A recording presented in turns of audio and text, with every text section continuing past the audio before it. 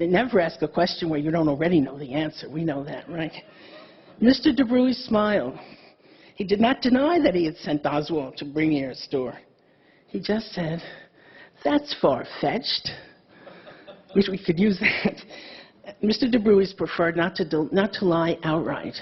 I take that as a compliment and a courtesy when it wasn't necessary. Then, just before my book went to press, originally, I called him and asked whether he had anything he wanted to add.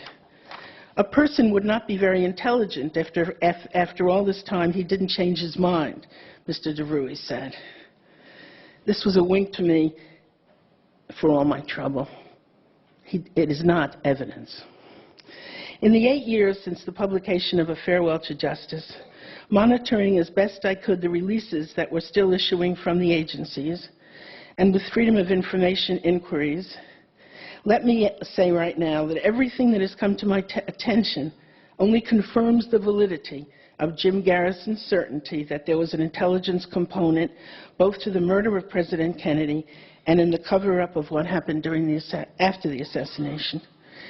For those not familiar with the Garrison investigation, the most controversial choice Jim Garrison made, and the one that led to a CIA harassment that has continued to this day, was to arrest Clay Shaw, the director of the International Trade Mart, for participation in a conspiracy to assassinate President Kennedy. When I mentioned that I was working on a book about Garrison,